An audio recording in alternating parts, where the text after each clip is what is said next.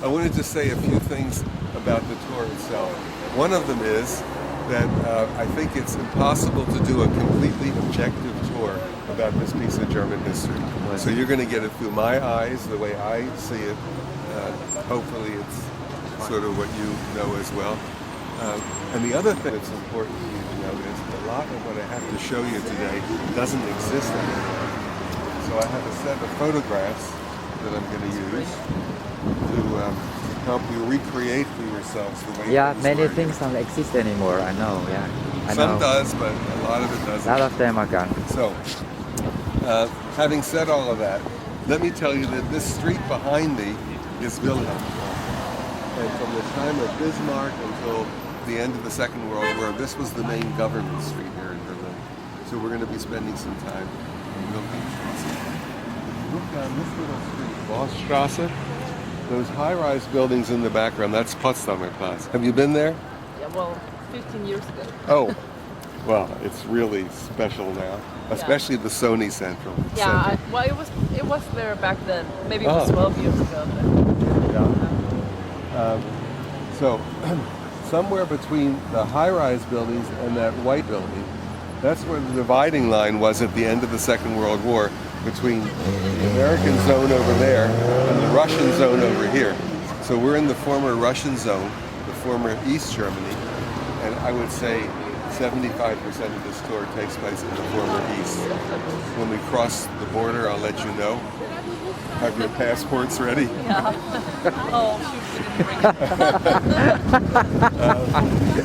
bring it. If you're at all interested in this piece of history, or you watch the History Channel, I'm sure that you've seen the film footage of the night that Hitler became Chancellor of Germany. Yeah. And he stood on a balcony, and his followers came in a torchlight parade down the street and honored him that way. Take a look at that second apartment building over there. Roughly where that is today, that's where the old Reich Chancellery used to be. So that balcony would have been right in there somewhere. Yeah. When Hitler became Chancellor, he had his architect, Albert Speer, build him a new Reichschancellor. Of course. That building came out to this corner here, where this little Chinese restaurant is, and it ran all the way down Vossstrasse to Potsdamer Platz. It was a long, narrow building. So here's what we're going to be doing. I'm going to take you around the corner. I'm going to show you Goebbels' propaganda ministry. Yeah. Then we're going to come back around here to this big gray building with the flag on the roof. Yeah. That's Hermann Goering's airport ministry, the Luftwaffe. I'm going to show you that. Then we're going to go around behind that building to an exhibit called the Photography of Terror. That's where the SS and the Gestapo Headquarters used to be. I'll show you that. Then we're going to walk down to a train station, the Anhalter Bahnhof. Also ties in with this piece of history. I'll show you that. Then we're going to get on the S-Bahn. By the way, do you have tickets? Yeah, I asked you that already. We're going to get on the S-Bahn. We're going to travel one stop back to Potsdamer Platz. And from that vantage point, I'm going to show you the new Reich Chancellor. And then we're going to wind up at Hitler's bunker over there. Okay? So, the tour is finally about to begin. And it begins here in the former Wilhelmplatz. If you know Little German, you know Platz means square. I'm sure you know some German. I intentionally use the word former because you might look around here and say, well, what kind of a Platz is this? But now I'm going to ask you to use your imagination. This was the Czech embassy. There is the Czech embassy. It was built during the East German time. I'm going to ask you to sort of take a magic wand and get rid of it. And while you're at it, get rid of that ugly building behind it. And it will form a pretty good sized square in here. And now I'm going to go behind you. I'm going to show you what Wilhelmplatz looked like around 1918. Total different. I know, yeah. Okay. Crazy, yeah. This was Wilhelmplatz back then. So a couple of identifiable landmarks. This building, that one over there, it's the only one that survived the bombing in the war. I'm going to talk more about that building when we get around the corner. This little statue behind us, yeah, that was there. Richter. Okay. This just went back up again about 3 years ago, because during the war, the Berliners hid a lot of their statuary in the rivers to protect it from the bombing. Yeah. And they've been slowly bringing stuff up, cleaning it up, and putting it back up again. So he's only been here about 3 years now. So he's there. The U-Bahn station was there, looking a lot more elegant than it does today. And it wasn't called the Mohrenstrasse station back then. It was called the Kaiserhof station, and it was named for this huge hotel that sat in the far corner of the square. Was that bombed as well? That was bombed out too. Of course, was all So- everything was bombed here. Why do I bore you with all of this interesting information? Adolf Hitler never felt comfortable here in Berlin. This was not his town. He spent minimal time in Berlin. But toward the end of 1932, he knew he was going to be named Chancellor of Germany. So he came to Berlin and he took up residence in the Kaiserhof. He also had a little office there, just waiting to meet him Chancellor. And as soon as Hitler was named Chancellor of this country, he had a very short walk from there over to there to take up office. Let's go around the corner. So, 1933, the Nazis come to power here in Germany. And as soon as they do, all the big shots in the Nazi party, they all come to Berlin. They're all looking for office space. Joseph Goebbels was already Hitler's propaganda minister. And he came to this part of Berlin, and where this street is today, there was a little palace in here. He took over that building, and he made it the headquarters for his ministry, which I think very interesting. The official name of his ministry was the Ministry for Propaganda and Public Enlightenment. The word propaganda had no negative connotation back then. I mean, maybe he even gave it its negative connotation, but no negative connotation. So he took over that little palace, and he immediately had Albert Speer build him an addition. This is a great photograph. I love this. This is 1936. It shows the old palace, and it shows the scaffolding for the addition. I'll put my finger on it.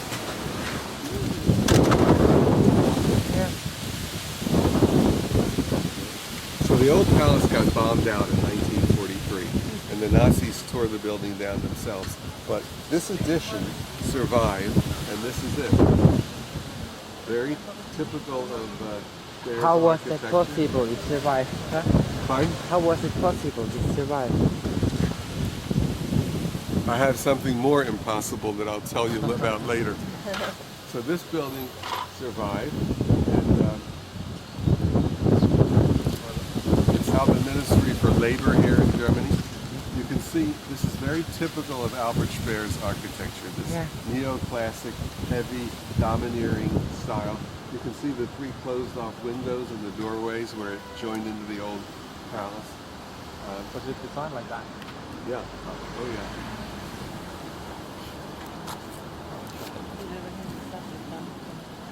Looks more modern than 1940. But that was his style, and wherever you go and in Germany and you see this style of architecture, you know that was Third Reich architecture. When we get down to Goering's air ministry, if you go out to Tempelhof Airport, anywhere that you go and you see this style, that was the Nazi style. Actually, Hitler thought of himself as an artist, and that he and Speer were like buddies, and they had plans to completely redo this city. They were going to tear down everything in the core. They were going to build these huge monumental buildings. They were even going to change the name of the city. They were going to call it Germania. Right, yeah. Yeah. Thank God. Oh, but what's really interesting was once in a radio address, Hitler said, "When Albert Speer and I are finished with the city of Berlin, you won't recognize it anymore." And in a way, he was right. Yeah. Of course. Completely bombed. Yeah. So what is, does it always look like this, or have they cleaned it up? No, it basically looked like this. What kind of limestone? Could be a limestone. So would that be significant for the kind of the Aryan race, the pure, the I clean? think pure, clean, exactly. but also all of these buildings were designed to intimidate, to make people feel small. Yeah. Yeah. Yeah.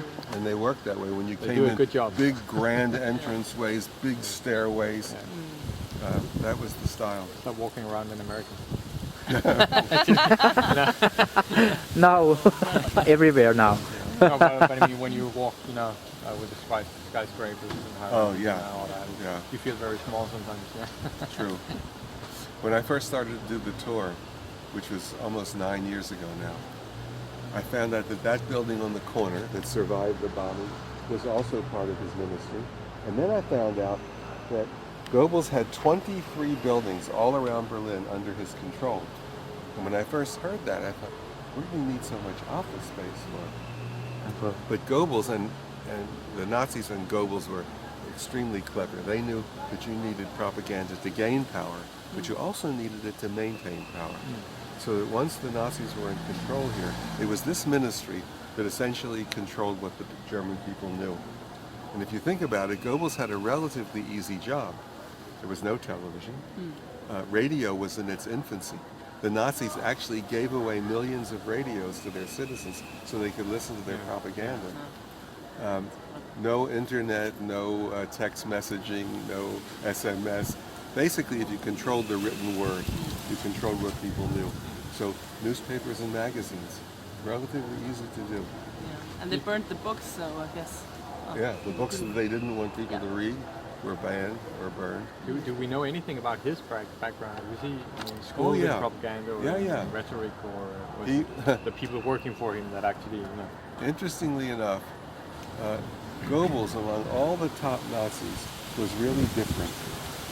I'll give you a little background on him.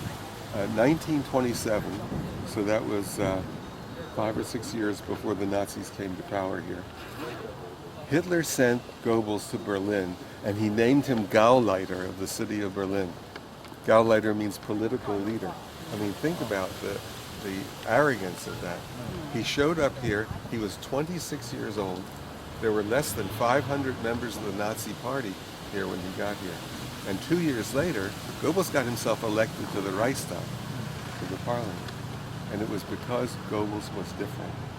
At least in the beginning, most of the higher echelon in the Nazi party were either Austrians or Bavarians. Yeah. And up here in the north, especially in the big cities, people sort of look down their noses at these guys as like unsophisticated hillbilly types. But Goebbels was a Rhinelander, and he was an educated man. He had a PhD in philosophy of all things. So he came here to Berlin, and he fit right into the upper echelon of Berlin society. And his reputation was first class until the war started to go sour, and then his reputation went downhill along with it. Well, was he prosecuted or pursued as a war criminal as well? No, because he committed suicide. He did as but we'll well. get to that later. Can't reveal that. Yeah. I won't take the thunder out of your tour. Please. Don't worry. So we will get back to him at the end of the tour because he survives Hitler by 1 day in the bunker. All right. Yeah. Oh, that was him and his wife. And his the, wife and the, kid, and the the kids. children, Oh, the 5 kids. He, Yeah. he, Six. yeah, yeah. committed suicide for. Yeah. All right. Before we leave here, I always like to spend a little time setting the historical context of the tour. And I like to do that by talking about how the Nazis came to power here in Germany. So I'll ask you to sort of transport yourselves back to the end of the First World War. Germany had suffered a humiliating defeat on the battlefield. Then came the Treaty of Versailles, which further humiliated the country by not allowing it to have anything other than a tiny army and navy, no motorized air force. And then Germany ran into really bad Is that a economic peace treaty? crisis. Was it the Versailles? Yeah, Yeah. Versailles Yeah. was the peace treaty at the end of the First World War. So the Allies dictated everything. Germany had no say in the matter. By 1923, Germany had run into really bad economic times here. They had a very high unemployment rate and a runaway inflation. a runaway inflation that was almost as bad as what I read recently what happened in Zimbabwe, Yeah, oh, it's really where bad. one Zimbabwe dollar was like $2 million. Yeah. Crazy. But that's what happened here as well. And if you can sort of get into the minds of people, that scared people to death. Even though in the subsequent years things got better here, people remembered that because it wasn't that long ago. So in the late 20s, things got much better here to the point where people talk about the golden 20s here.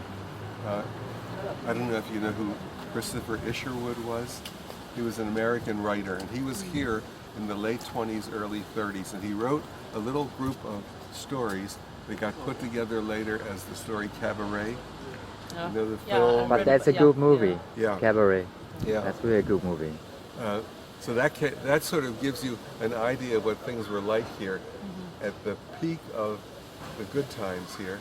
And then came 1929, the crash on Wall Street in America, which put America into a depression, dragged the rest of the world down along with it, and hit Germany particularly hard again with those old bugaboos of high unemployment and another runaway inflation.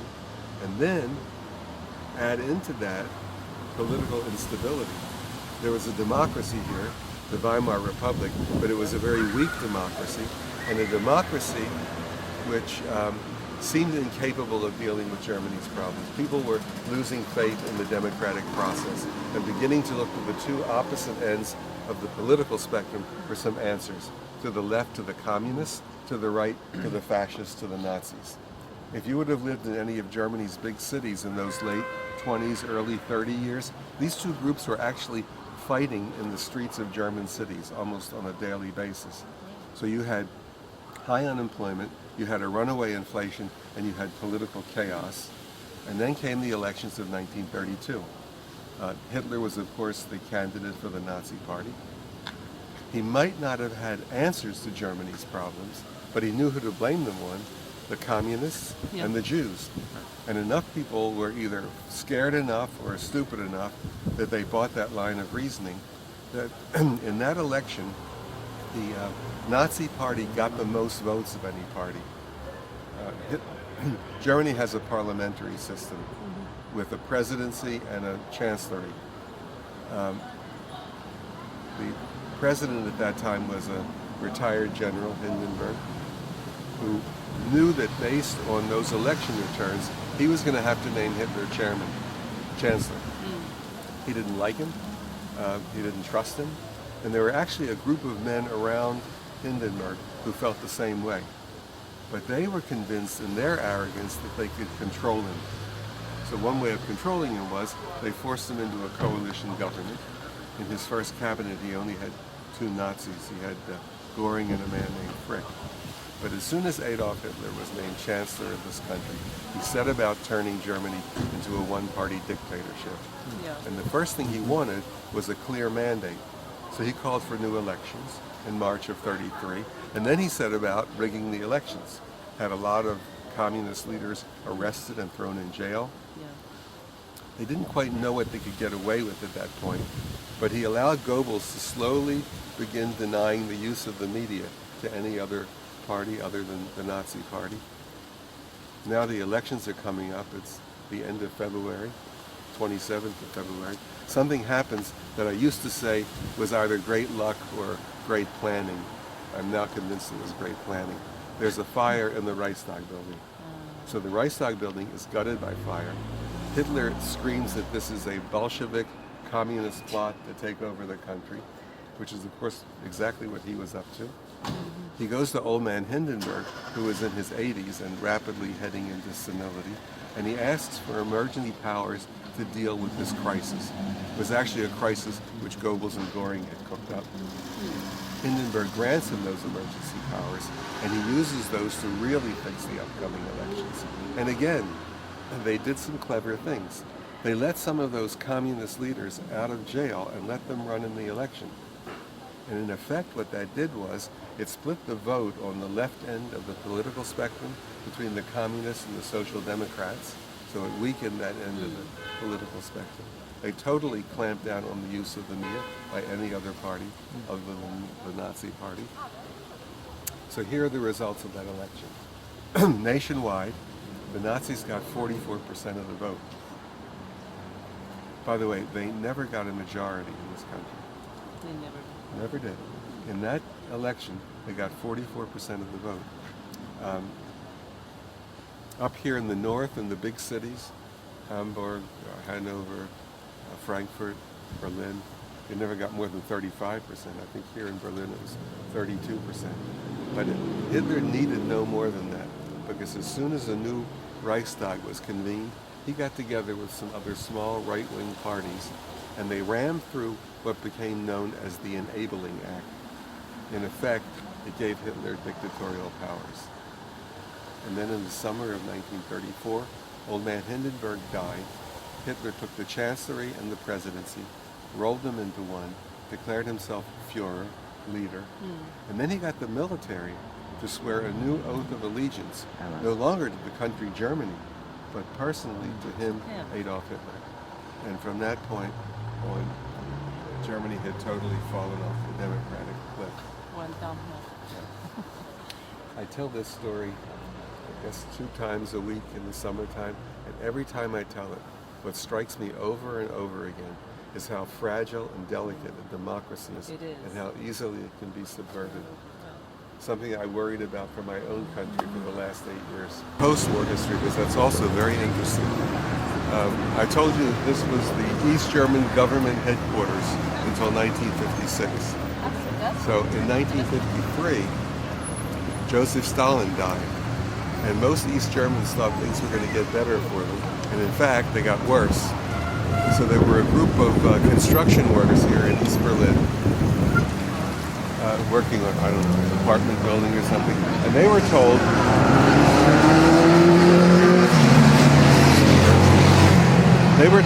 that their workday was going to be lengthened and their salaries decreased.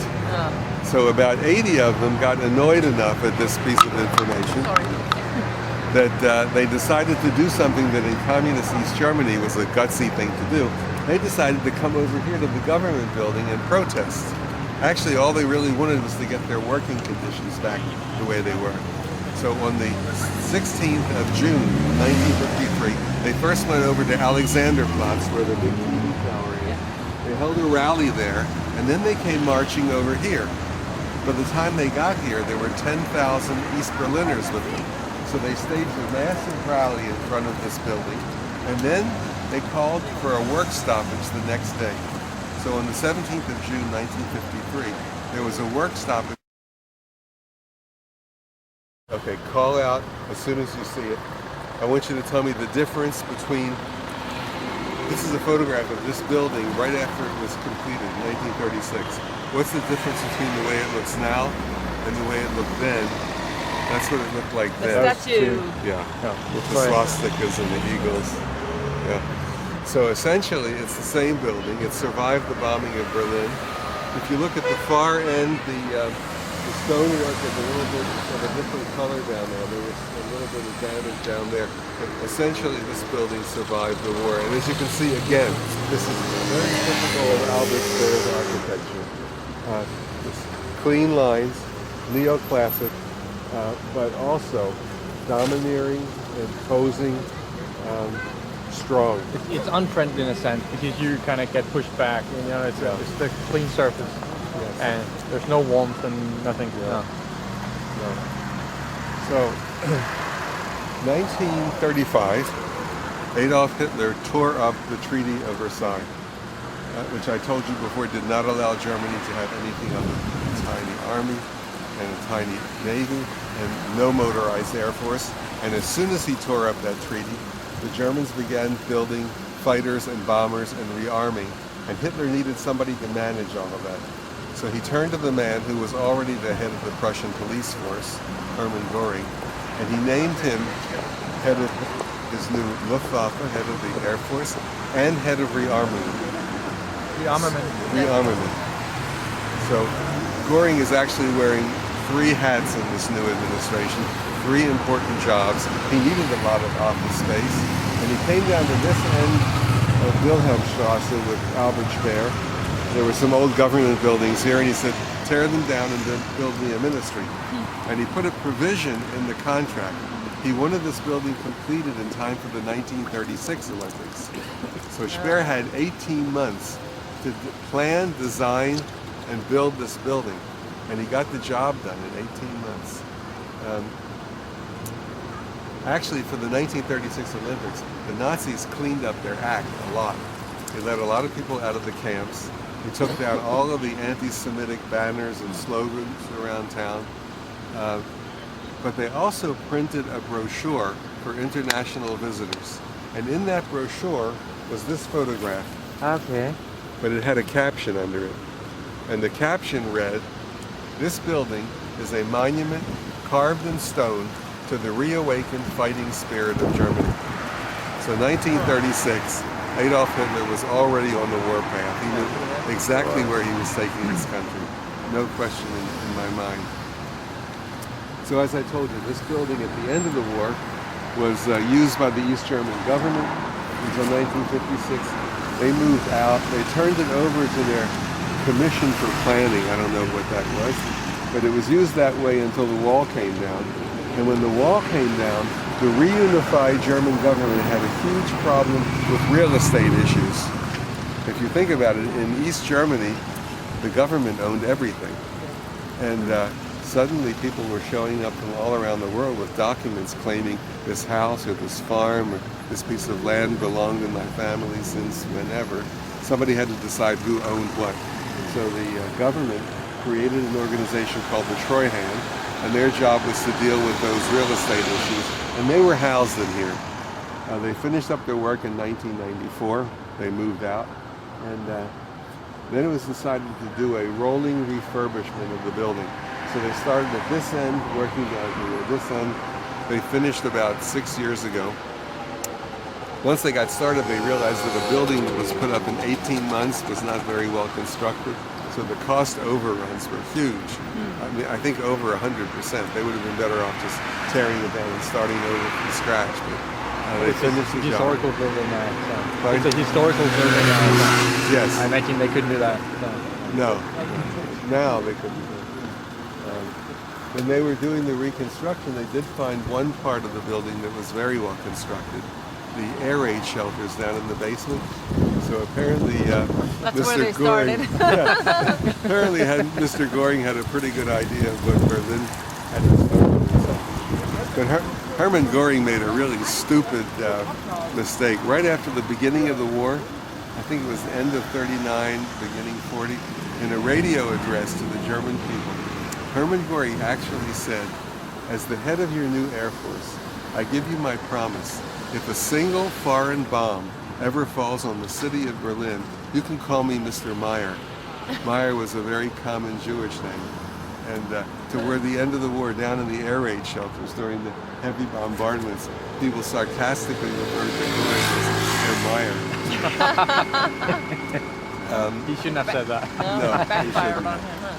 He shouldn't have. I had a friend of mine send me a really interesting quote by Goering. I can't give it to you verbatim, but I give you the flavor of it.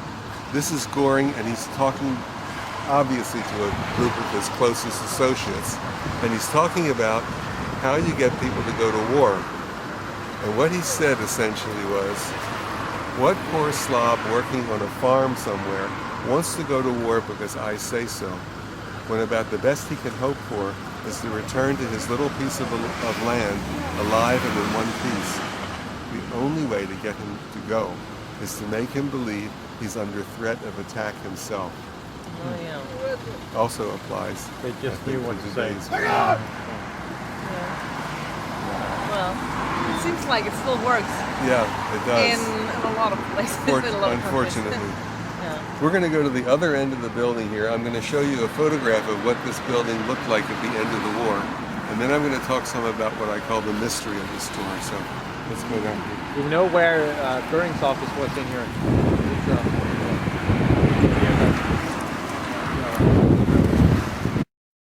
At the end of the First World War, before he turned himself into a alcohol or a drug-addicted fat pig. He wasn't a bad-looking guy. Huh? Oh, yeah. And what profession did he have before? What education, do you know? Metzger. He looks like one, doesn't he? Like a butcher, but I don't know. No. He was a painter. A painter. Yeah, I think he was a painter. Was he as What? talented as Hitler? So this Oh, look, the trapeze are coming. You have to take it back into, so this is what this building looked like at the end of the war. You can see first of all how large it is, Yes. and then you can also see that it suffered. this whole complex here. Yeah. All this. You can see that it suffered relatively little bomb damage. And when I first started to do the tour, I noticed that in photographs, every building that you and I would consider an important building in the Third Reich basically survived the bombing of Berlin. But what you see is some roof damage, but nothing more. And nobody could explain that to me. So I started to put it out as a question on the tour. Thought maybe one of my guests would know. And very early on, I had a retired American Air Force general on the tour. And he said, well, we didn't have good precision bombing back then. No. And that was really a stupid answer. Yeah. Because It's everybody over the knows top, that the yeah. British and the Americans did what was called carpet bombing. They picked a sector of the city and just every plane that flew over dropped their bombs in that square. There wasn't any specific targeting of I think it was an order buildings. to say that. You know? But Take it. suppose there would have been specific targeting of buildings. Do you think you could have spotted that building from the air? Yeah. Yeah. I mean, yeah. I think it would have been fairly easy. Should be No, blind Nazi. That was not the answer. Yeah, but it was an order, you know, Yeah. not to bomb it. No, So that- no, not at all. Because they didn't exclude anything and they didn't specifically bomb anything. They just dumped their bombs. Still, you said it wasn't constructed all that well, so if they had hit it right on, it would have collapsed. Probably, but they didn't. And or they did, but it didn't cause the kind of damage that you saw everywhere else. About a year later, I had a gentleman on the tour who gave me what I call a 90% answer. And here's what he said. If you look at photographs of this city at the end of the war, what you see is all the buildings have their roofs missing. And if you look carefully, the internal core is missing. And the walls are still standing. And he said that what would happen was that a bomb would hit the roof of the building, blow it off, and start an internal fire. And it was the internal fire that caused 80% of the damage to most buildings. And then he said important buildings had good fire protection. They had fire brigades ready to move in quickly and put out the fires. And that's exactly what you see on photographs. You see some roof damage, but none of the internal gutting. That's an answer. And I call that a 90% answer because when we get down to the train station that I'm taking you to, the mystery will continue. By the way, if you would have been standing right here Yes. during the Cold War, you would have been in a lot of trouble. There's the wall. It ran across the street here. And in this part of town, there was actually a second wall. It came off into the air, about where that camera is, and went to a building somewhere back in there. So you would have been between two walls. This was the death strip. Not a very healthy. There would be guards standing on the wall, so what would it? Let's get across here before the draft. What did you think? So there would be guards standing and literally shoot you. Oh, yeah. Yeah, Oh. they had the watchtowers. They had everything.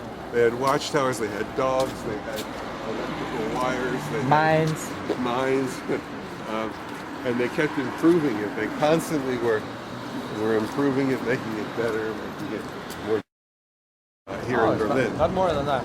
Here in Berlin. Yeah, the rest of Germany. I don't know about the rest of the country, but thousands, I'm sure. And look, it was. I don't want to get into the story of the wall because it has nothing to do with the Third Reich, but they had to do something like that because the country was being bled dry.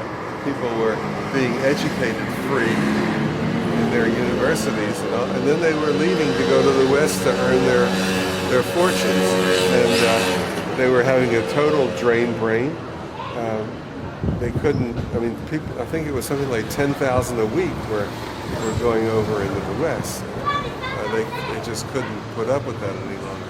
Did they have to pay for the education in West Germany? No. Oh, in West Germany? Yeah. A little bit, but not much. I think 500 marks back then. I mean, nothing. So, we're at the corner here of Wilhelmstrasse, and this little street behind me is called Niederkirchnerstrasse.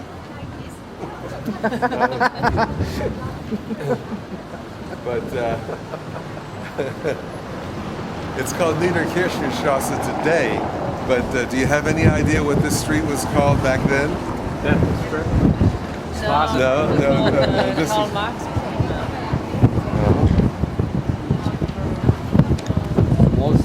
This was Prince Albrechtstrasse. Oh. And if you were brought in particular to number 9 Prince Albrechtstrasse during the years 33 to 45, you were in big time trouble. I'll explain that in a little bit. Let me tell you a little bit about Niederkirchner. I just found out who she was. She was a woman. She was a communist. And in 1933, when the Nazis came to power, she left Berlin and she went to Moscow. And she volunteered to become a spy for the Soviet Union. So she was trained as a Russian spy. And in 1942, she was parachuted back into Nazi Germany, almost immediately arrested. They brought her here to the Gestapo Headquarters. They tortured her for a while, and then they took her out to Ravensbrück concentration camp, which was a woman's camp not far from here, and she was murdered there, and so that's why it's named for her today. But back to the story. I told you that as soon as the Nazis were running the show here, all the big shots came to Berlin, all looking for office space. Heinrich Himmler had been to several conferences at a little hotel that's not right across the street here. Yeah. It was called the Prince Albrecht Hotel. And it looked like this. Yeah. And that was just on the other side of the wall? Right here, where the wall is here now. Okay. That's where it stood. So he took over this building in 1933, made it the headquarters for the Schutzstaffel, the SS. If you look down the street, that building is a museum. It was a museum before the Third Reich. And between the museum and this little hotel, there was a deserted university building. It was actually an art school in 1933. I told you that Goering is wearing 3 hats. One of them is that he's the head of the Prussian police force. And in that capacity in 1933, he took out a lease on that deserted art school, and he made it the headquarters for the Geheimstaatspolizei, the Gestapo. So you had the Gestapo down the street in... Was that number 9? This is number 9. Yeah. In this building. And that's the museum you see down, Right. the one down there. Yes. So you had the Gestapo down here. You had the SS right here. Yeah. And if you could have jumped over that little hotel, there was a small palace back there that looked out on Wilhelmstrasse. Himmler's #1 henchman was a man named Reinhard Heydrich. He was in charge of the SD, the Sicherheitsdienst. That was the spy organization. He took over that little palace and made that his headquarters. So I think of these 3 buildings as a triangle, and I think of them as the geographic part of the Nazi reign of terror. This is where the plans were drawn up. It was from here that orders were sent out. It was this geographic location from which the Nazis first terrorized any of their own citizens who were in opposition to them, then their Jewish population, and ultimately all of Europe. So let's get back to the story a little bit more.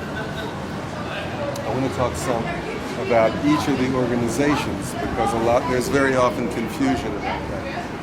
So I'll tell you that from its very beginnings, the Nazi Party always had a paramilitary wing. That was the brown shirts, the SD. These were I think of them as thugs with no brains. They fought the communists in the streets of German cities in the late 20s, early 30s. They were the ones who enforced the pogroms against the Jewish citizens here in Germany. In 1933, when Hitler came to power, there were about 500,000 members of the SD, of the brown shirts. But in 1928, he had created for himself an elite bodyguard unit. And in order to distinguish them from the brown shirts, he gave them black shirts to wear. Excuse me, you got them black shirts? He gave them black shirts. So that in 33, when he came to power, there were 500,000 members of the brown shirts and about 50,000 members of the black shirts. A small group by comparison. But as soon as Hitler was in power, he realized that he had a big problem with the SD, with the brown shirts. And his problems were twofold. One, you know that Nazi stands for National Socialism. There were a lot of people in the brown shirt movement who thought that word socialism in there meant something, that people with wealth and land holdings would have their stuff taken away and given to the people. Hitler was not about to alienate that level of German society. He needed them for his future plans. He had a second problem with the brown shirts, and that was with the leader of the brown shirt movement, a man named Ernst Röhm, who was actually a good friend of Hitler's. But Röhm thought that once the Nazis were in control, he would be named head of the army. And Hitler was not about to alienate his generals that way. So he had a big problem with the SA, and he resolved it in a very typical Hitlerian fashion. He turned the problem over to Goering and Goebbels. He went down to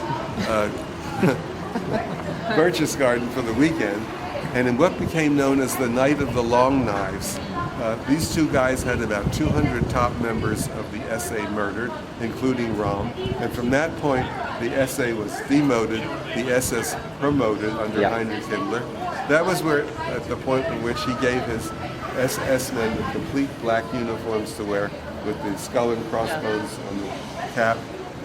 So these were the men who ran the concentration camps, later the death camps. They had fighting units, the Waffen-SS, within which were special commando units that actually followed the German army into Poland and Russia in particular, seeking out communist leaders and Jews and murdering them. It was the beginnings of the Holocaust.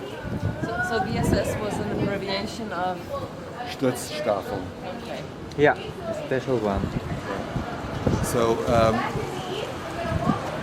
the Gestapo down the street, those are the creepy guys that we see in old movies in the long leather trench coats. They were taking care of the civilian population. So that was a civilian secret service, and I'll talk more about them when we get down to that end of the block. I want to talk a little bit about the personalities now. Heinrich Himmler was a very peculiar man. They claimed he was a man with no personality, a very bland bureaucrat who saw himself as Hitler's order taker, either explicit or implied. In fact, he was a rabid anti-Semite and a cold-blooded killer, and also a man who lived under a lot of bizarre delusions. Himmler actually believed, toward the end of the war, that after the war, he would be allowed to make a separate peace with the Allies, and that they would allow him to run a small fascist state in the northwest corner of Germany. He had no idea that next to Hitler himself, he was the most wanted war criminal. Strange man. Yeah. His number one henchman, Reinhard Heydrich, also an interesting personality. He was a tall, good-looking man. He was a good swordsman. He was on one of Germany's Olympic teams. An accomplished violinist. They said that his violin playing could move people to tears. But I think among all the top Nazis, he was the most scheming and ruthless and cold-blooded of them all. He was the man who convened the Wannsee Conference. Wannsee is a lake here on the edge of town. And in the winter of 1942, he took over a villa along that lake and convened a conference to arrive at the final solution of the Jewish problem. So that's where the Holocaust was mapped out and designed. He was also the only top Nazi who was assassinated during the Second World War. One of his minor jobs was he was the Gauleiter, the political leader of the city of Prague. And he was riding through Prague one day in an open Mercedes. He was attacked by a group of Czech partisans, and he was assassinated. Hitler and the Nazis came to believe that the little town of Ledisi, outside of Prague, had supported and encouraged these partisans. And so Hitler had this town leveled to the ground, and all 2,000 of its citizens, including cats and dogs, put in the church, and they burned the church to the ground. So they were all murdered, yeah. Ledisi is today a commemorative site. It's a little sideline. I'll tell you that in the winter, my wife and I do an English conversation course at a high school for kids with learning disabilities here. And last year I noticed that there was a little rose garden behind the school dedicated to the town of Ledisi. And the kids take care of that. Some of the kids in the school take care of this rose garden.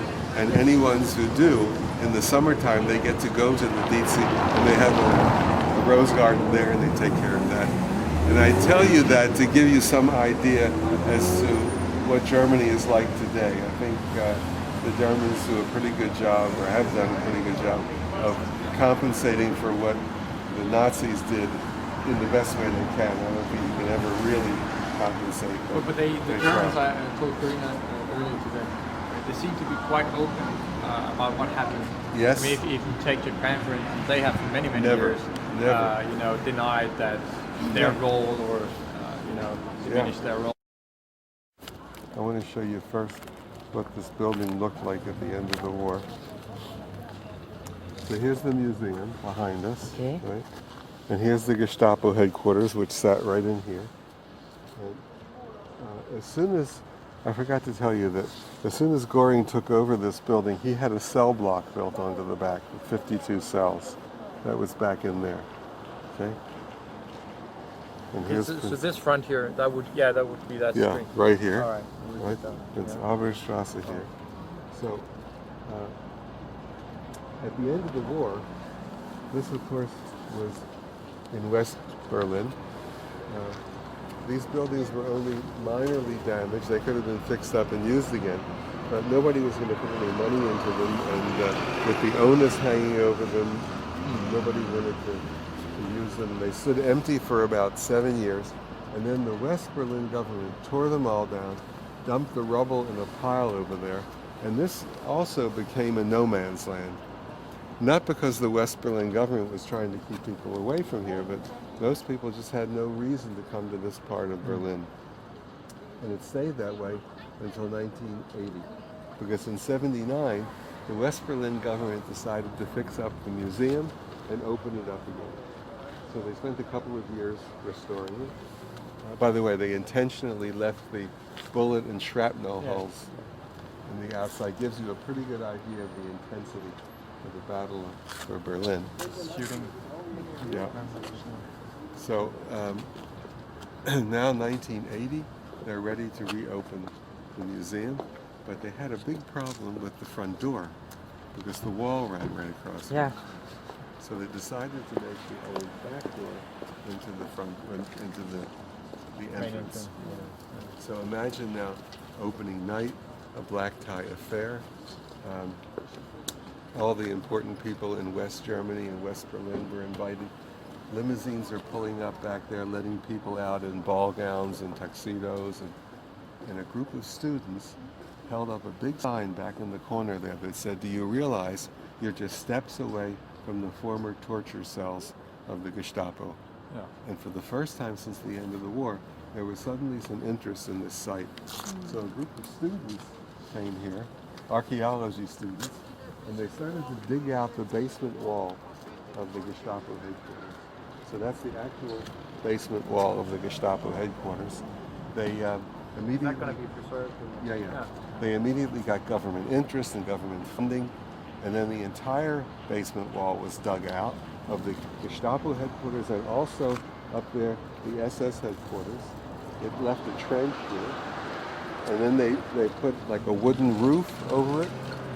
And inside it, they made this exhibit, The Topography of Terror, which was dedicated to the victims of Nazism and to the German resistance movement. So there was a time back in the 1980s when they were thinking of putting the Holocaust Memorial here, but that plan was scrapped. And then it was decided that all the documentation for the Third Reich is scattered all around Germany. They wanted to bring it together into one place for researchers and scholars. And so this is a research facility that'll be finished probably by next year. Mm-hmm. And then this whole area is being redone. If you look way over there, that's the exhibit, which they just moved over there. Yeah. If you have the time and the interest, you can come back here, and in that little box where that guy just walked out, you can get a English audio tape and go through the exhibit. It takes a good hour and a half to do that. So what I'm going to do is just tell you a little bit about the highlights. And for me, one of the highlights is about the German resistance movement. So let's just go down here a little bit and get out of the way. I want to talk some about the German resistance movement. And I always need to preface this a little bit, because I do not want to imply that most Germans resisted this new regime. Actually, the opposite was true. I like to use my former father-in-law as a really perfect example. He was an intelligent man. He was, I think, a wise man. If you would meet him, or you would have met him, he's dead now. If you would have met him, you would have said he's a liberal. And I think he was also as a young man. But he graduated from engineering school here in Germany in 1928. And he was engaged to be married. His fiancée was living 70 miles away. He was living with his parents, she was living with her parents. He couldn't get a job. And so they couldn't get married, they couldn't get an apartment.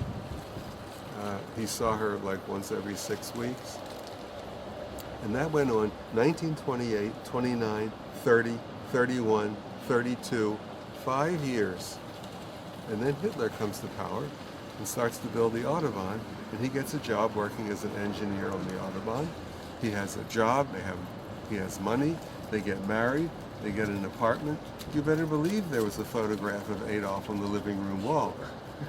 Just like in the States, my grandparents had a photograph of Franklin Roosevelt on the living room wall, because at least initially, both of these men used the same kinds of social programs to pull their countries out of deep depressions. Just a big difference between a democracy and a dictatorship. But I wanted to make that point. And the other point I think you need to know is that if you made the decision to resist the Nazis, you weren't just taking your life in your hands, but the lives of your spouse, your children, your parents, your friends, your associates. I'm going to tell you about a plot to assassinate Hitler that involved 132 top military men. They, of course, were all executed. But based on that failed attempt, the Nazis murdered almost 2,000 German civilians as well.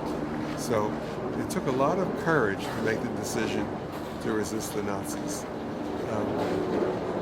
And this organization right here, the Gestapo, they were very good at suppressing a lot of potential resistance. And the way that they did that was, as soon as the Nazis were in control here, their natural enemies were the communists, the social democrats, and people in the trade unions.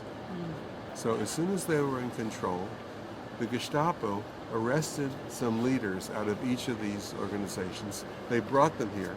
They held them here for 5-6 weeks, badly abused them, verbally, psychologically, physically, and then they let them go. And what do you think they told their compatriots? This is one place you don't want to be brought to. People got to know that if you were brought to number 9, Prince Albrechtstrasse, the chances were you were going to leave it to either go to a concentration camp or to a morgue. So that suppressed people even further. Yeah. So right off the bat, it suppressed a lot of potential resistance, and yet there was a resistance movement.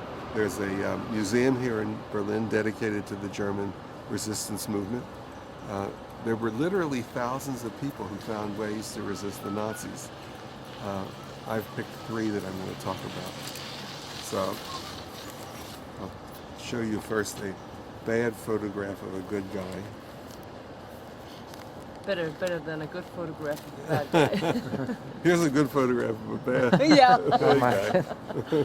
But here, this is Georg Elser. Yeah. You know about Georg? He lived in Munich. He was a simple guy. He was an electrician, but he hated the Nazis, and in particular, he hated Adolf Hitler. And he found out in 1939 that Hitler was coming to Munich to give a speech at a beer hall. So he built. This was before important people had good security. He built a bomb and he planted it under the podium where Hitler was going to speak that night. And he set it to go off toward the end of his speech. So this was 1939. Imagine if this would have worked. Yeah. No. History would have taken a completely different turn. Unfortunately for history, Hitler was running late that day. He got to the beer hall late. He cut his speech short, and he left the building 11 minutes before the bomb went off. Georg was down at Swiss border trying to get out of the country. The Gestapo arrested him, brought him back here, and you would certainly have assumed that the Nazis would have murdered a man like Elser, somebody who tried to assassinate the Fuhrer. But they didn't want to believe that one man would have been capable of this kind of a plot alone. So they had plans for Elser, and their plan was they were going to keep him alive until the end of the war, and then they assumed, of course, they were going to win. They were going to have a trial in which they were going to tie Elser together with the British MI6, the British intelligence, and expose this as a British plot to assassinate Hitler. So they moved this poor guy around from one concentration camp to another all through the war, and then 4 days before the end of the war, realizing that they weren't going to win anyway, they murdered Elser. Well, Terrible, huh? Here in Berlin, there was a civilian secret resistance movement centered around 2 young couples. These are the Schultz poisons. Yeah. You know it? And this are their friends, the Harnacks. These were leftists. They weren't communists, but they were leftists. They used to meet in their living rooms and discuss politics. And they had a group of about 100 friends around them and associates that shared their political views. Once the Nazis were in control here, they had to meet secretly. They had a secret illegal printing press, and they were always looking for ways to resist this new regime. And this guy, Haro Schultz-Posen, he found a very interesting way to resist the Nazis. He got drafted into the German army in 1939, and he finagled himself a job in Goering's air ministry.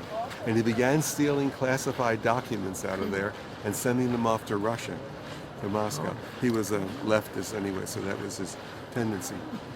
And he actually stole a document out of that building that landed on Joseph Stalin's desk that clearly showed that the German army was preparing to invade the Soviet Union, and Stalin did not believe its authenticity. He ignored it.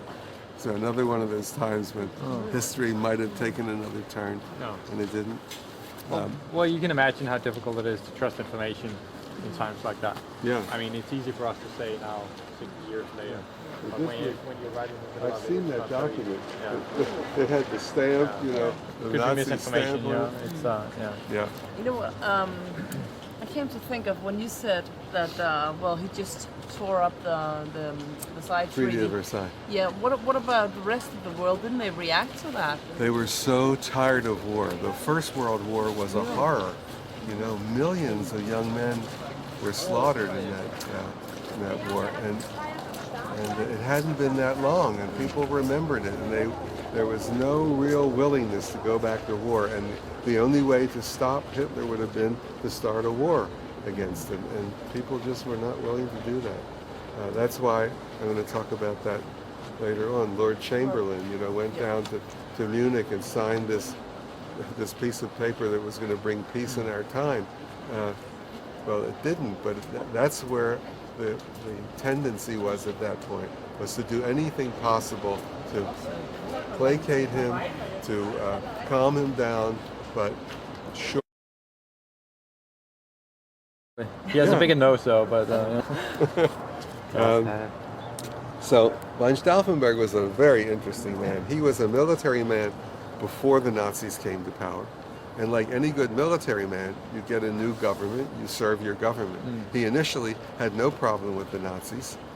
He went off to Africa in Rommel's Africa Corps, and in Africa he was badly wounded. He lost all the fingers on one hand and 3 on the other and 1 eye, and he was sent back to Berlin to recuperate. Yeah. And after his recuperation, he was reassigned to Poland. And when he got to Poland, he got to be an eyewitness to some of the atrocities that the SS was committing there, and it turned him into a real anti-Nazi. And he came to believe if you could cut the head off of the snake would die. He set out to assassinate Hitler. What's, I think, amazing about his story is, over the next year and a half or so, he had 3 or 4 different schemes worked out, involving a lot of people in a country that was so heavily and tightly controlled by a spy network. The fact that he was never exposed, I think, is amazing, but he wasn't. By 1944, he had risen to a point, a rank in the German army, where he got invited to a war conference at Hitler's Wolfslair. That was his army headquarters from where he directed his troops against the Soviet Union. So von Stauffenberg shows up at the Wolfslair with a briefcase with a bomb in it. And he puts it down right next to Hitler, and then excuses himself to go make a phone call.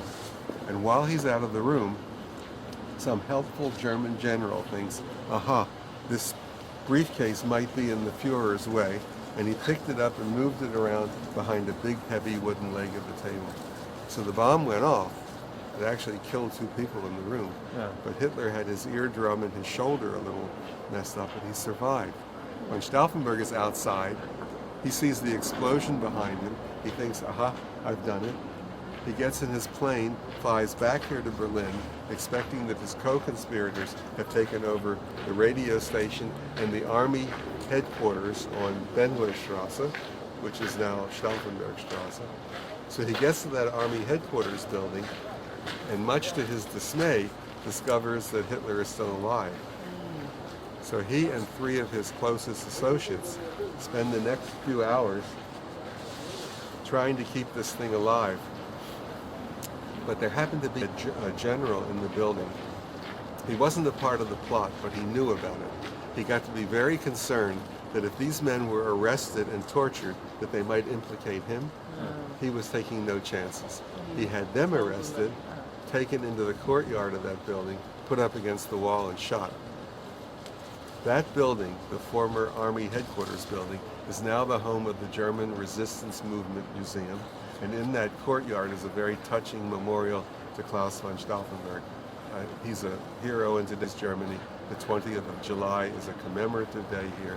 There's hardly a town or a city that you can go to that doesn't have some commemoration to Stauffenberg. The other 130-some top military men that were involved in this were all arrested. They were all given mock trials in which they were physically and verbally abused. And then these men were taken out to Plötzensee, and they were given a particularly horrible execution. They were hung by piano wire from meat hooks. It's a very slow, gruesome way to die, and their executions were filmed, and it was said that Hitler enjoyed watching that piece of film footage. We're going to go around the corner. It's recess time. You get to sit for a while. I get to talk to you. Between the way that West Germany dealt with this history and East Germany has dealt with this history. And the reason I told you about my 2 German wives is that my ex-wife was born and raised and educated in East Germany, so I have personal knowledge of what she knew about this. And my present wife, born, raised, and educated in West Germany, and so again I have personal knowledge. Both sides. Yes.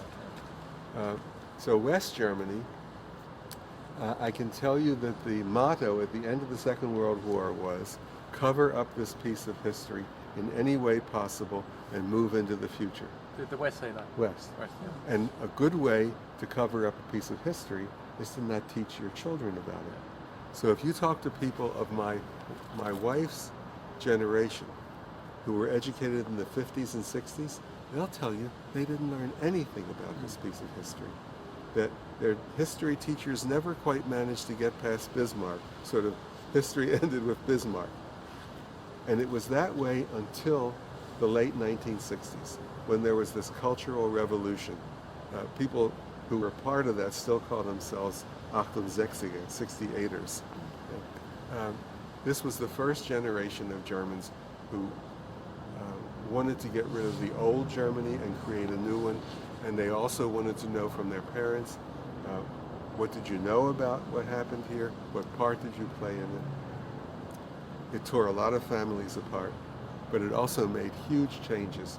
So in the early 70s, there was a major revision of the university system caused by this 1968 movement. And right after that, a sweeping revision of the entire West German education system. So that after 1970-71, I can tell you that no kid graduated from a high school here without a full understanding of what happened between 1933 and 45. So that was the West. Let's look at the East. If you could talk to my ex-wife, maybe she would talk to you. She doesn't talk to me anymore. Oh, that's how it goes. That's because you expose her on every tour. Right. If you could talk to her, she would tell you that growing up in communist East Germany, she learned all about the Third Reich, she learned all about the Second World War, and about Hitler, and about the atrocities, and about the Holocaust, and they were taken to the camps. But it was all done with a very peculiar communist twist. Mm-hmm. And the twist was, we, the communists, were the good guys. Yeah. And all the bad guys are over there in West Germany, which was a blatant lie. That would have actually meant that at the end of the war, suddenly all the Nazis were gone out of East Germany. No, they just converted into communists. Yeah. They more or less had to. Yeah, right. But this point of view allowed the East Germans to teach their children about this piece of history with a sense of no responsibility and distance, and, well, it wasn't us. You know? Of course, when the country was reunified 20 years ago, it was the West German system that took over, and as I said, in today's Germany, if anything, kids get a little bit too much of this. I'm getting a little concerned that too many young people feel like their nose is always being pushed into this again and again and again, and they don't want to hear it anymore, and that's not good either, but better than not knowing about it. So.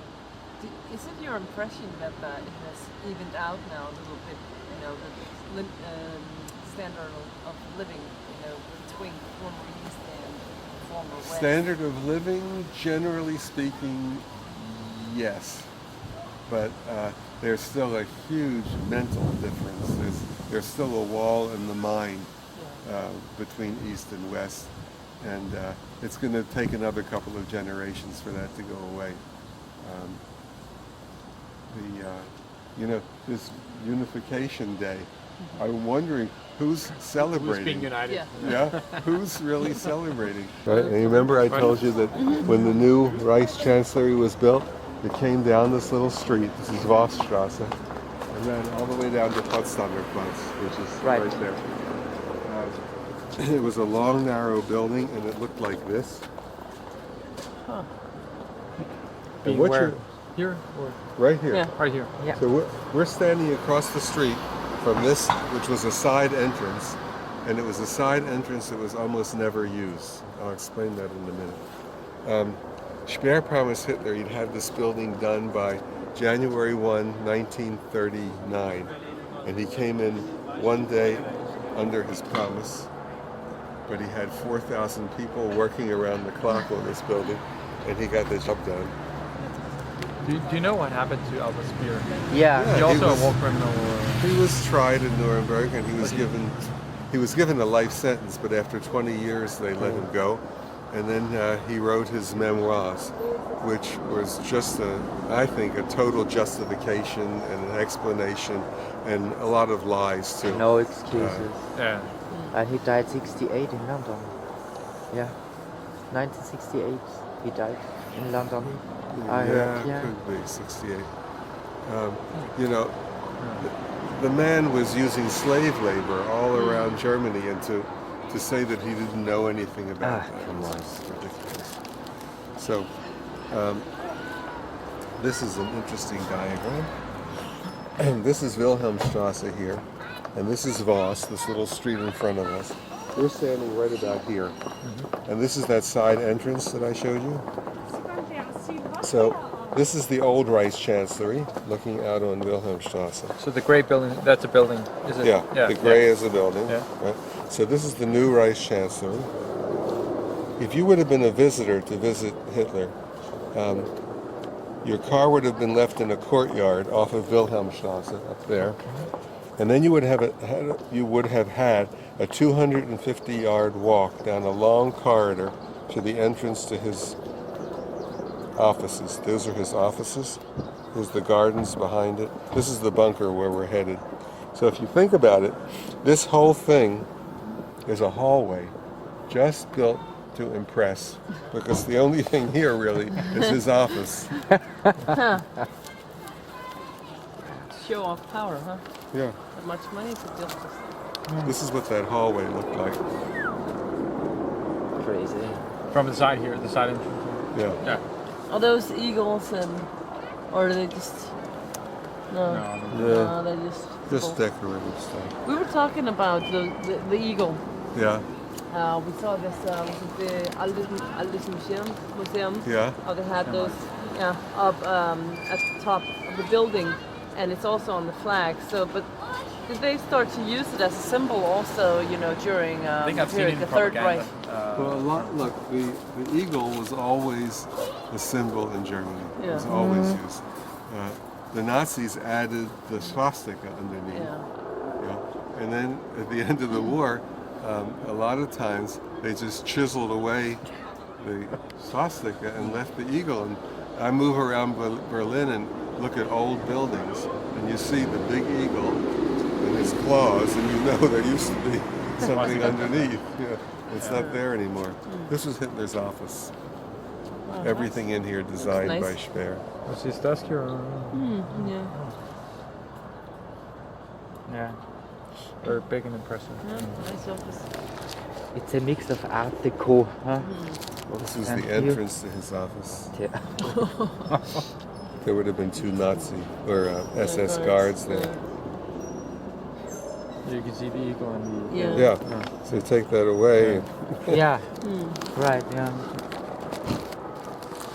Was it bombed or was it destroyed afterwards? This is what it looked like at the end of the war. Yeah. So this is Wilhelmstrasse, and this is Voss, and we're standing here looking about this way. Yeah. This is that courtyard where your car would have been left if you came as a visitor.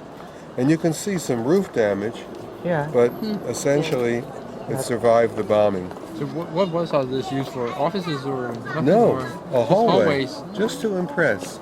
Just to impress. But like you said, I mean, I'm sure there must have been a lot of people ready to extinguish the fire, if there was one. Yeah. Yeah. So you probably know that it was the Russian army that took the city of Berlin, end of April, beginning of May, 1945. And then they spent the next 2 months thinking up reasons why the British and the Americans couldn't come into Berlin. They kept them out for 2 months. So there were already problems in this alliance, but there was also a lot of agreement. Part of the agreement was that this building ought to be torn down as quickly as possible. So the Russians tore it down shortly after the end of the war. But before they tore it down, they stripped all of that red marble out of that hallway. And what you saw on the walls of the Mohrenstrasse station was that shiny marble floor. But the rest of the red marble, the Russians used, I think, in an even more appropriate way. They took over a part of a park in East Berlin, Treptow Park, and they created a war memorial there to the Russian soldiers who lost their lives fighting for this city. And part of that memorial consists of two huge draped Red Army flags, and they're covered in the red marble that came out of Hitler's hallway. I think that's a nice piece of historic irony. Yeah. So you say part of the marble was in the subway? Yeah. Yeah. Yeah. Would that be to symbolize that people will step on it now, or? Well, it's not. Too much, No, it was the floor of that hallway, Yeah. but they put it on the on walls the of side. the- All right. No, good idea. Yeah. Once the war was underway, he was always off at one of his military headquarters. During 1944, he spent most of that year over at the Wolfslair in East Prussia, where he directed his army against the Russians. Sometime in 1944, sure he didn't tell anyone, but I'm sure he also came to the conclusion that the war against the Soviet Union was a lost cause. And he left the Wolfslair and he went over to a military headquarters outside of Frankfurt at a place called Bad Nauheim. And from there he directed his armies during the Battle of the Bulge, the battle in the Ardennes. That battle was a lost cause by the middle of January. So the middle of January, Hitler comes back here to Berlin.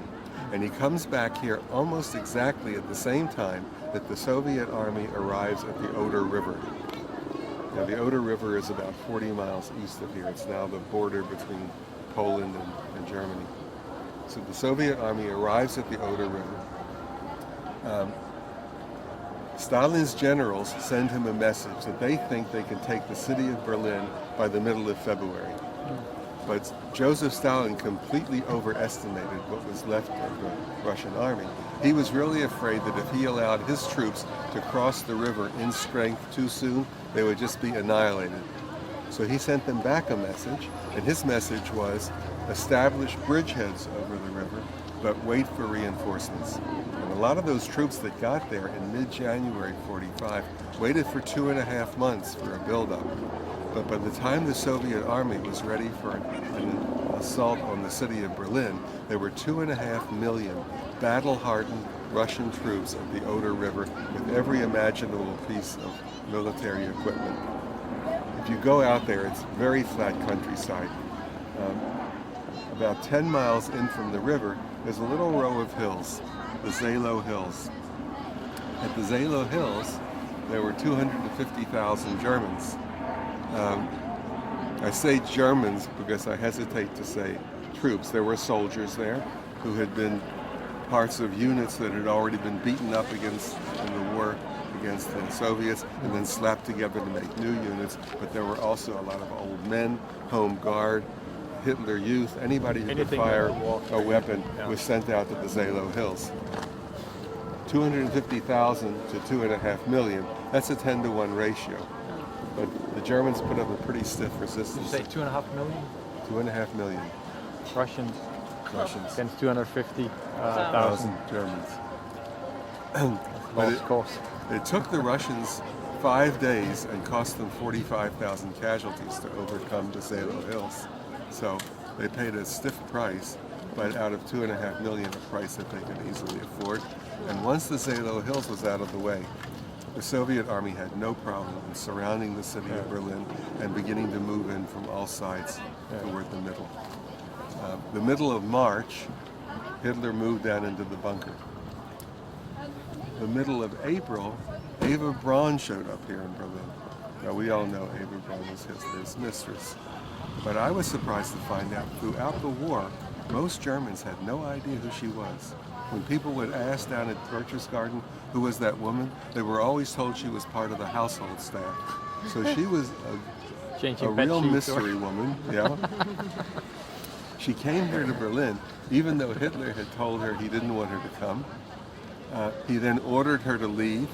She refused. That's something not many people got away with. But she was here. On the 20th of April, that was the last time that what was left of the Nazi hierarchy came together. They met here in the bunker. That was his birthday, wasn't it? They first tried to convince him to leave. They thought he could hold out a little longer down in Berchtesgaden. He let them know he was staying.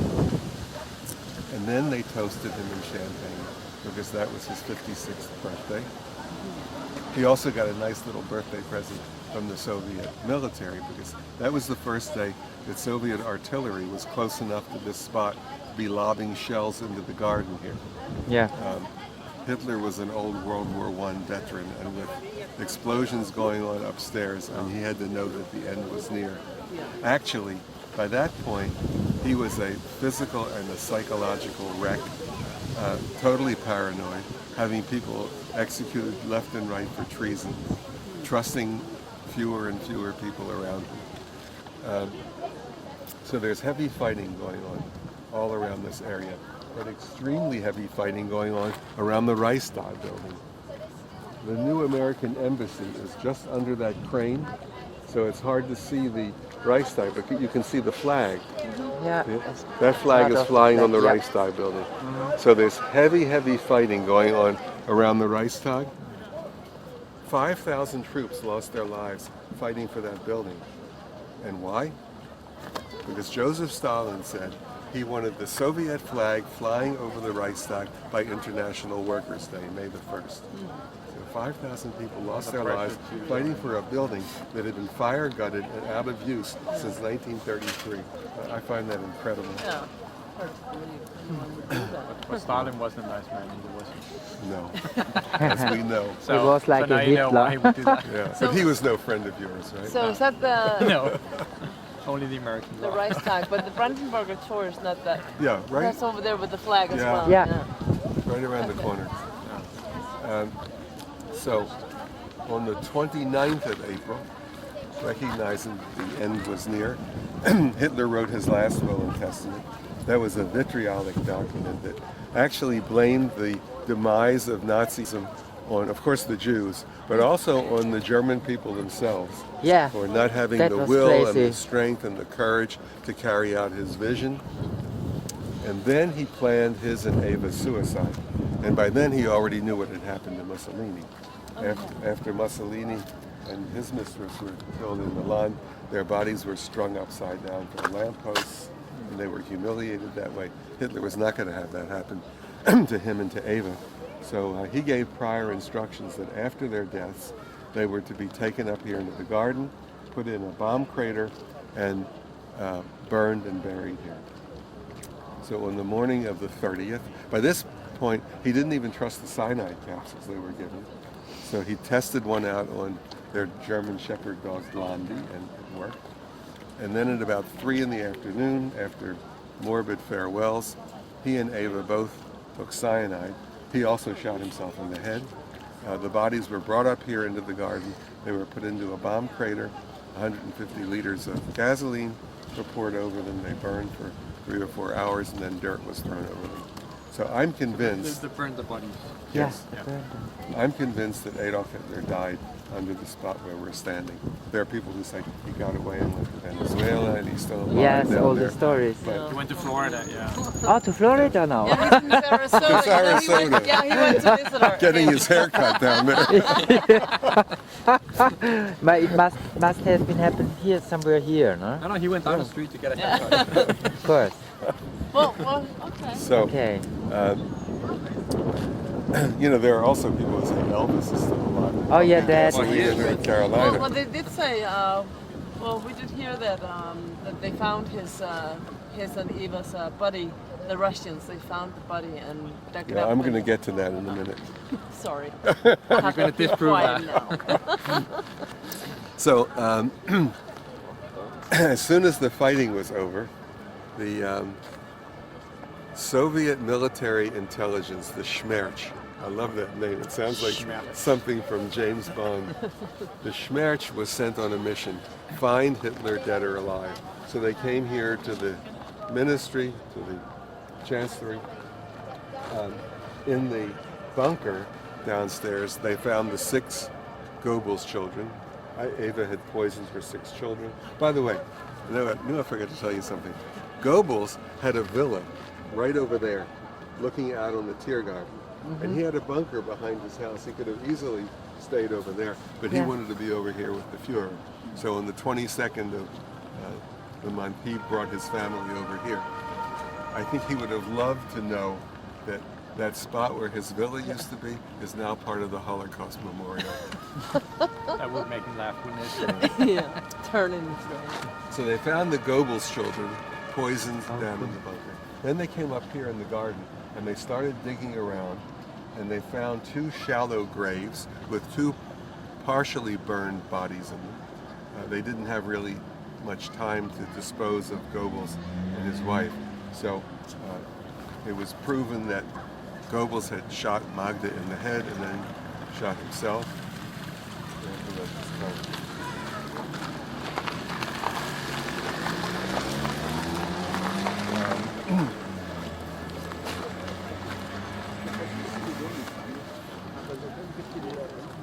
Then they dug around some more, and they came across 2 well-buried bodies and very badly burned bodies. And now, my ex-profession, dentistry, comes to play a part in the story. Because just by chance, the Schmerz came across Hitler's dental assistant, and she drew them a little schematic of some unusual bridge work that Hitler had done. They were able to match that up with one of the skulls, so they knew that that's Hitler. The Schmerz did a very crude autopsy, declared that both of these people had died of cyanide poisoning, and then they took these 2 burned cadavers over to the city of Magdeburg. Magdeburg actually is west of here, but within what became East Germany.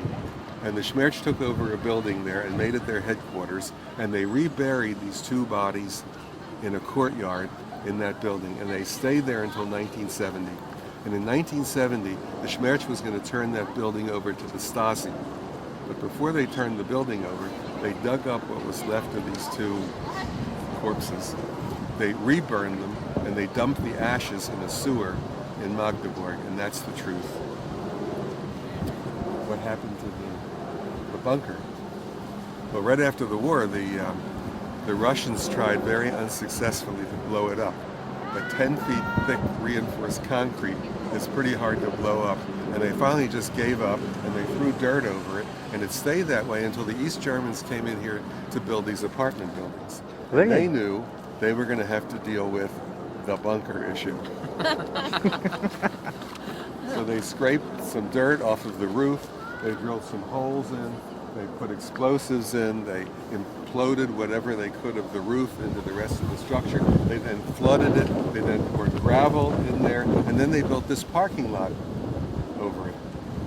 Until 2 years ago, there wasn't even a sign that said this is where the bunker was, because I think the combined German government was a little concerned this might become some kind of a neo-Nazi shrine.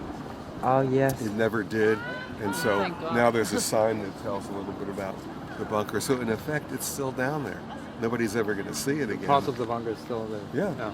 Unless concrete maybe some archaeologist in 500 years, if we human beings are still around, will dig it up. I think you can't blow up a bunker like that. It's not possible because of the fat walls. Yeah, the whole purpose was not to It's blow not it possible. Yeah, right. Well, you could Or to use one of prevent these. it, yeah. They have these new bunker bombs or whatever. But anyway, it's still down there. So I want to end the tour this afternoon with a couple of little vignettes and some philosophy. I'll do the vignettes first. The first one took place 8 years ago. I had an Israeli couple on the tour, and they wanted to follow me back to the zoo station, but the wife said she had something to do first. So she went over here on the grass, she did something funny with her body, and we were walking back to the station. I said, "What did you do back there?" She said, "I promised my mother someday I would dance on Hitler's grave." This is as close as I could come. Great. That was funny. That's fantastic. Yeah. And almost about the same time, maybe a few months later, one of the residents was driving out here just as I was finishing up my talk, and he stopped his car here and he gave a little toot on the horn, and we all looked over, and he rolled down the window and he stuck his head out and he said, "Adolf doesn't live here anymore."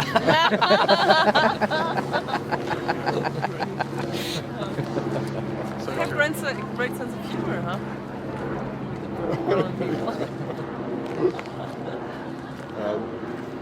of the philosophy. When I think about Adolf Hitler, you could actually say that this one human being, this one person, was responsible for the deaths of over 52 million people in the Second World War. Yeah. The suffering of who knows how many hundreds of millions more. The physical destruction of a good part of Europe. The reason I do these tours is I think it's important, especially for young people, to know this piece of history. And I get a lot of young people on the tour, so that makes me happy. I guess I have some weird hope that we human beings can start learning from our bloody past instead of continually repeating it. Where? After 9/11 and Iraq War and London, and I'm not as optimistic as I used to be, but I'll keep doing it.